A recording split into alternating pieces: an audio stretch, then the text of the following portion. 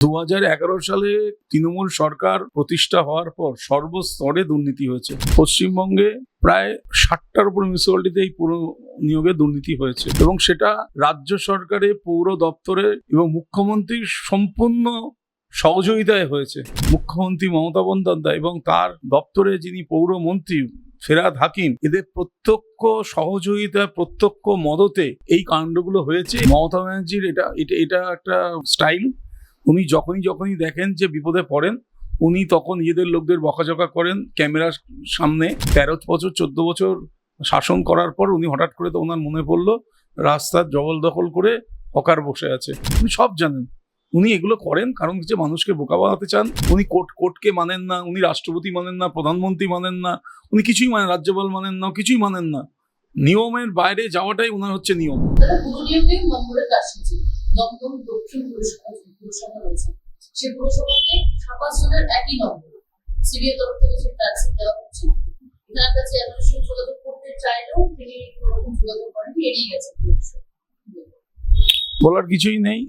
পুরনীয় দুর্নীতি শুধু দমদম মিউনিসিপ্যালিটি নয়, পশ্চিমবঙ্গে প্রায় 60টার উপর মিউনিসিপ্যালিটিতে এই পুরো নিয়োগে দুর্নীতি হয়েছে এবং সেটা রাজ্য সরকারের পৌর দপ্তরে এবং মুখ্যমন্ত্রীর সম্পূর্ণ সহযোগিতায় হয়েছে। এখন পুরসভার চেয়ারম্যান মাঝে মধ্যেই কাগজে দেখি, টিভিতে দেখি, আপনাদের মাধ্যমেও দেখি, কোনো চেয়ারম্যানকে কখনো দোষারোপ করা হচ্ছে, কখনো কাউন্সিলরকে দোষারোপ করা হচ্ছে, কোনো অফিসারকে দোষারোপ করা হচ্ছে। এগুলো এরা আসল ব্যক্তি নয়। আসল ব্যক্তি হচ্ছে রাজ্য সরকারের প্রশাসনে যিনি বসে আছেন, মুখ্যমন্ত্রী মমতা বন্দ্যোপাধ্যায় এবং তার দপ্তরে যিনি পৌরমন্ত্রী ফেরাদ হাকিম, এদের প্রত্যক্ষ সহযোগিতা, প্রত্যক্ষ মদতে এই কাণ্ডগুলো হয়েছে এবং লক্ষ লক্ষ কোটি কোটি টাকা যে এর মাধ্যমে তোলা হয়েছে, সেটা সর্বোচ্চ পর্যায় অবধি এটা হয়েছে। এটা শুধু পৌরসভা একার কোনো চেয়ারম্যান বা অন্য কোনো কাউন্সিলর দ্বারা এটা হয়নি। উনি তো নবান্নের বৈঠক করছেন, বৈঠক থেকে সরাসরি তার দলের নেতা ফেরাদ হাকিমকে বকা দিচ্ছে, দেখতে পাচ্ছি, এবং দিদিমণির মতন বকাবকি করছে নিজের দলের নেতা মন্ত্রীদের। দেখুন, মমতা ব্যানার্জির এটা একটা স্টাইল।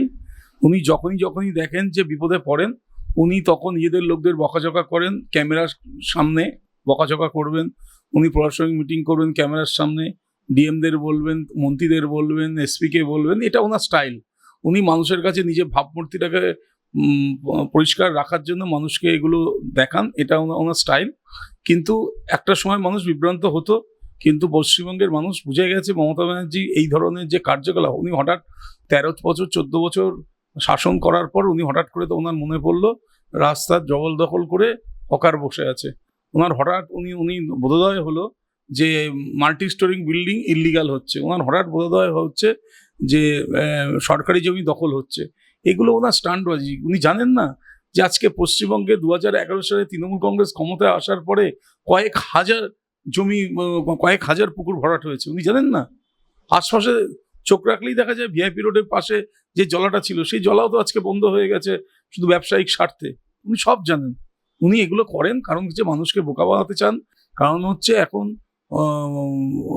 2026-এ বিধানসভা নির্বাচন আছে, তার আগে উনি নিজের ভাবমূর্তি প্রতিষ্ঠা করছেন। গতকাল বাজার মূল্য নিয়ে বিভিন্ন রকম মন্তব্য করেছেন, ঘুরে ফিরে সেই কেন্দ্র দোষী তিনি দোষারোপ করেছেন। কোল্ড স্টোরেজের মালিকরা নির্বাচনের সময় লক্ষ লক্ষ টাকা দেবে, তাদের রোজগার করে দিতে হবে না?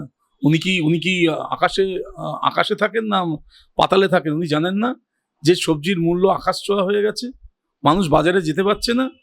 হঠাৎ করে উনি টাস্ক ফোর্স ওনার একটা প্রতিবারই একটা একই কায়দা, টাস্ক ফোর্স গঠন করবেন, 4টে ব্যবসা সমিতিকে তা ধমকাবেন। হ্যাঁ, উনি বলছেন 7 দিনের মধ্যে বাজার নিয়ন্ত্রণ করতে হবে। উনি এতদিন বাজার নিয়ন্ত্রণ করেননি কেন? সব ব্যাপারে তো কেন্দ্রকে দোষ দেয়। আজকে যে চড়া দামে সবজি বিক্রি হচ্ছে, সাধারণ মানুষ আজকে আলু সেদ্ধ খাওয়ার ক্ষমতা নেই। ডাল আলু সেদ্ধ গরিব মানুষরা খায়, সাধারণ মানুষরা খায়, সেটা অবধি কেনার ক্ষমতা নেই। উনি জানেন না? উনি আছেন কেন তাহলে মুখ্যমন্ত্রী হয়ে? আচ্ছা, এই পুরসভার যে নিয়োগ শুরু করে আমরা সকল দুর্নীতি শেষ নেই এই রাজ্যে, খাদ্য থেকে শুরু করে স্বাস্থ্য থেকে শুরু করে নিয়োগ সব ক্ষেত্রে দুর্নীতি।